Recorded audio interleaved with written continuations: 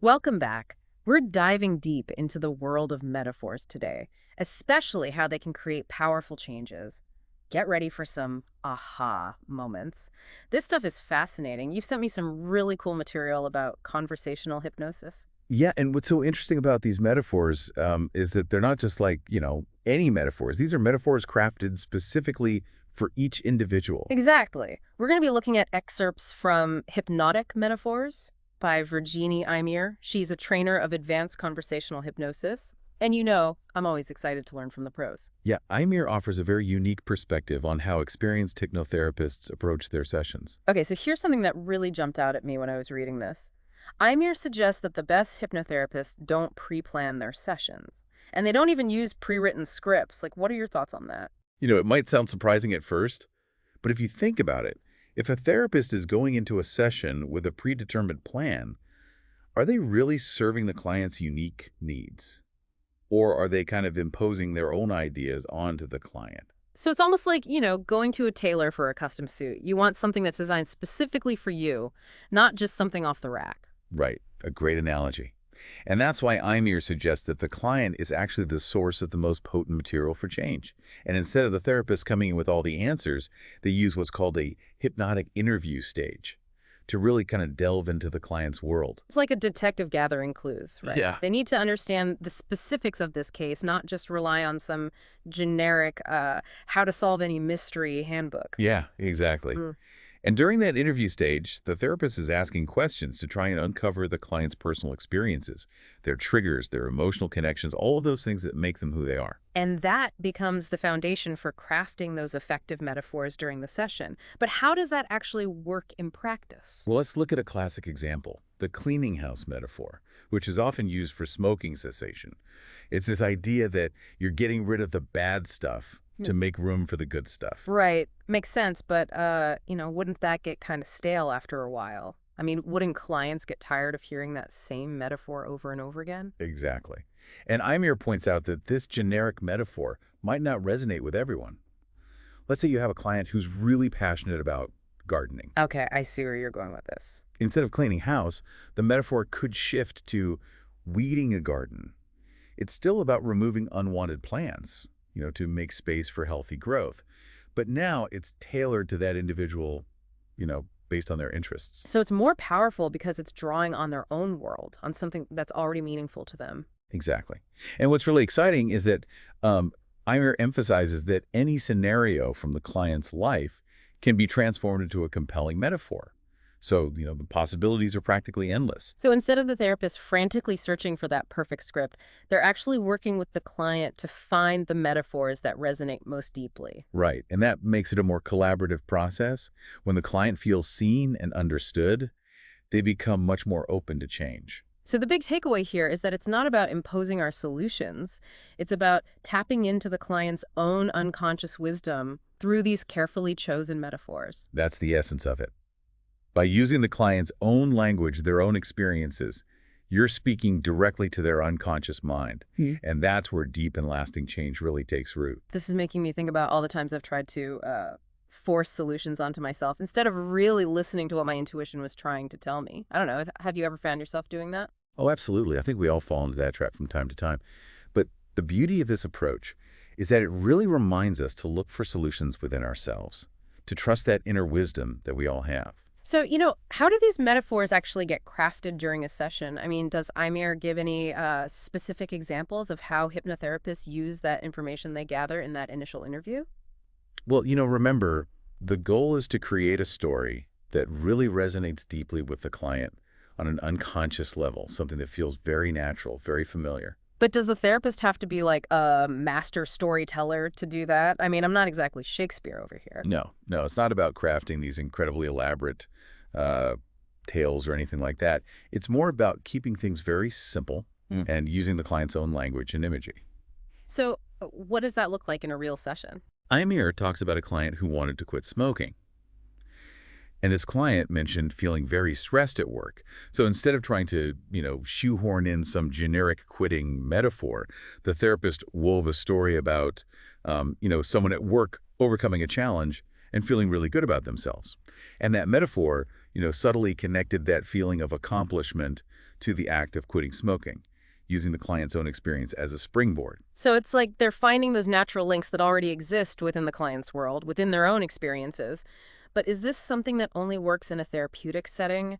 Can we use this kind of metaphorical thinking in our everyday Oh, lives? absolutely. I mean, think about it. We use metaphors all the time, even if we don't realize it. Yeah, like when I say I'm feeling stuck or I'm at a crossroads, those are metaphors that I'm using to try to make sense of my own experiences. Exactly. And by becoming more aware of the metaphors we use, both the ones we hear and the ones we say, we can start to understand ourselves and others on a much deeper level. So it's not just about understanding other people's metaphors, it's also about becoming more mindful of our own metaphorical thinking. That's a great point. And the more we practice this, the more we'll start to see how those metaphors can really shape our reality. It's like we have this secret language that we're all using, and now we're finally learning how to speak it fluently.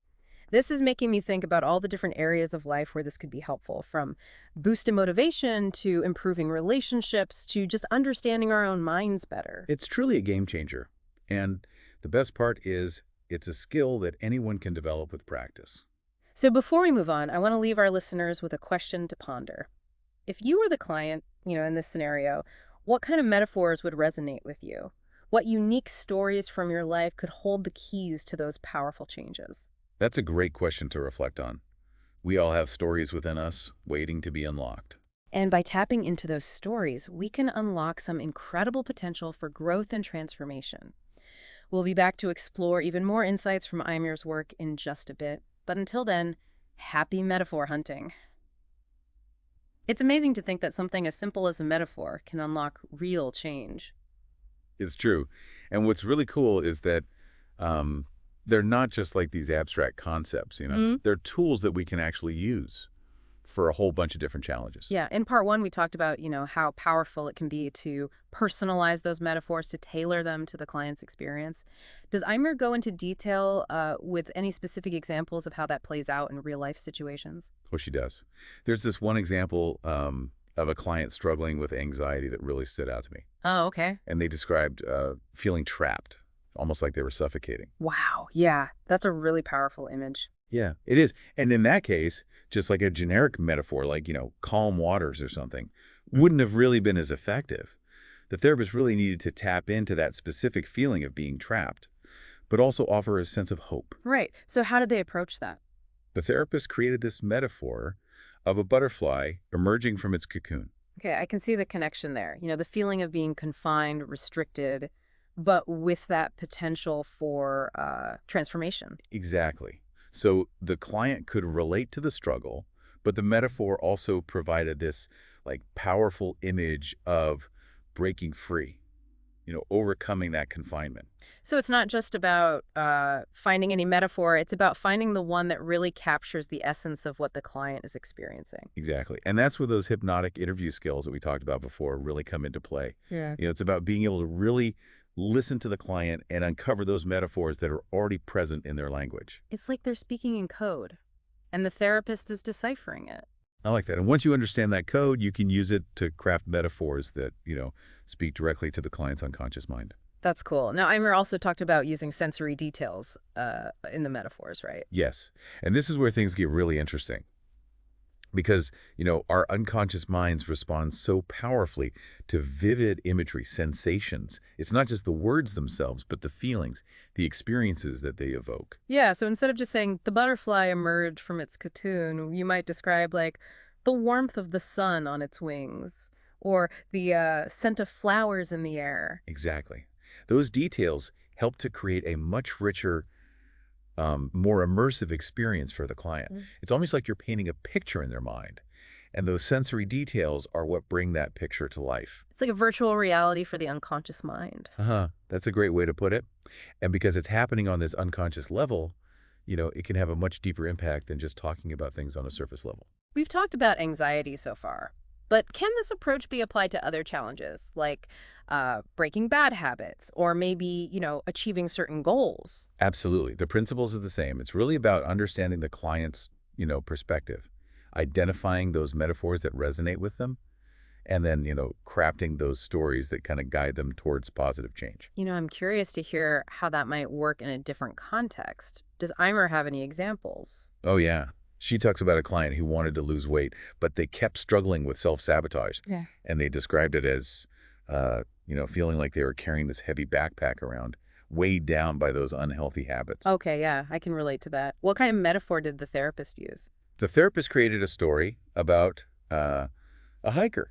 And the hiker was, gradually emptying their backpack as they climbed this mountain.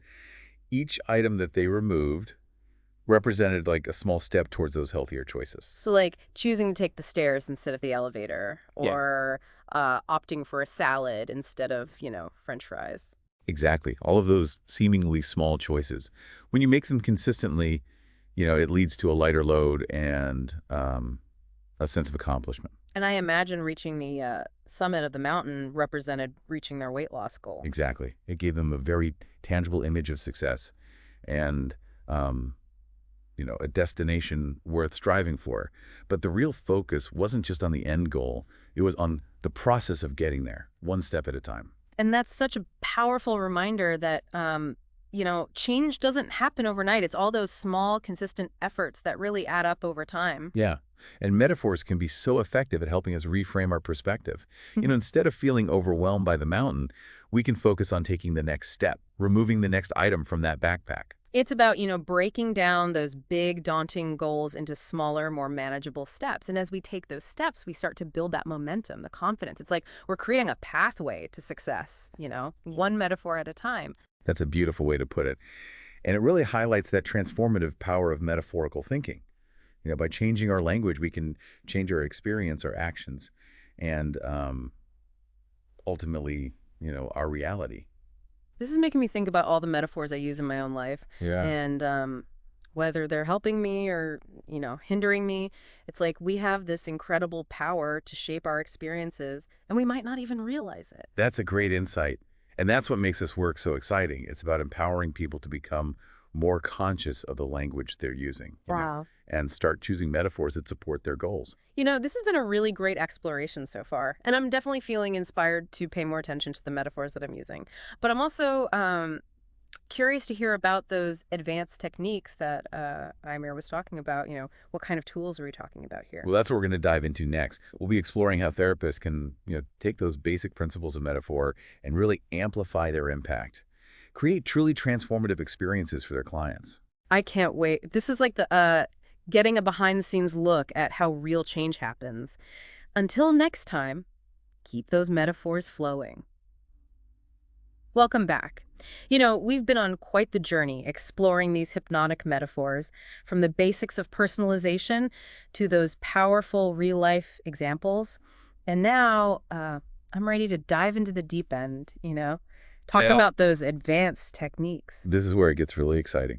We're talking about, taking those foundational principles and then adding like layers of complexity, interactivity, stuff that can really supercharge those metaphors. Oh, wait, yeah. Give me an example. I'm all about seeing how these things actually work. All right. So let's say you're working with someone who struggles with self-sabotage. They've got those big dreams, but they always seem to get in their own way. I think that's something a lot of people can relate to. It's like this part of you wants to succeed, but then there's another part that's holding you back. Exactly. So, you could start with this simple metaphor, like a garden, right? The client is planting these seeds of success, nurturing their goals. But then you introduce a hypnotic element, like imagine a mischievous little gnome that keeps sneaking into the garden at night. A gnome. Okay, I wasn't expecting that. Exactly. Yeah. And that's kind of the point. You're injecting this this element of playfulness, whimsy, and it can really help to kind of bypass that conscious mind. Speak directly to the unconscious. So the gnome represents those self-sabotaging behaviors. Exactly. Maybe the gnome is pulling up those seedlings or like trampling the flowers. And the client's watching this happen, feeling that frustration, helplessness. So how do you shift that? How do you give them a sense of control over that? Well, that's where the advanced part comes in. Instead of just observing, the client is empowered to interact with that gnome. They can talk to it, set boundaries, even build a little fence to keep it out of the garden. So they're not just watching the story unfold, they're actively participating, changing the narrative. Exactly. And because this is all happening on that unconscious level, it can create some really powerful shifts in their behavior. They're Yeah. basically practicing those new ways of responding, Yeah. to those self-sabotaging impulses. Yeah. It's like they're given this safe space to experiment, to try those different approaches without the consequences. That's really cool. So what other techniques does Imore talk about? Another technique that's really powerful is layering metaphors. It's like adding depth, Yeah. richness to a painting. It's not just about one image, it's about weaving together those multiple layers of meaning. Oh, I'm intrigued. How does that work? Well, let's say you're working with someone who is, grieving a loss. Hmm. You might start with that classic metaphor of a journey, right? Mm. Letting go of the past as they move forward. Yeah, that's a familiar image. Very Right. comforting. But then you layer in another metaphor, maybe something about weaving a tapestry. Mm. So the threads of the past, even those painful ones, they're being woven into this new, beautiful creation. It's not about like erasing the past. It's about integrating it into something larger, more meaningful. Exactly. And, these layered metaphors, they create this much more um, nuanced experience for the client, much more powerful. It's interesting. Throughout this whole conversation, one of the things that's really stood out to me is this emphasis on the client's agency. It's not about the therapist coming in with those answers. It's about creating this space where the client can actually discover their own solutions. Absolutely. That's one of the core principles of this work. The therapist is like a guide, facilitator. But that real healing, that real transformation, it has to come from within. And the metaphors are the language that allows that wisdom to emerge. That's a beautiful way to put it. It really is about tapping into the client's own unconscious resources and empowering them to create that journey of healing. This has been an amazing deep dive. I feel like we've only just scratched the surface of what's possible with these hypnotic metaphors. There's always more to learn. Yeah. But hopefully, this has sparked some curiosity and maybe given you some tools to start using metaphors a little more intentionally. Definitely. And for our listeners, if you're interested in learning more, we'll be sure to include some resources in the show notes. Until next time, keep those metaphors flowing. And remember, the power to change your story is always within you. That's a wrap on the deep dive.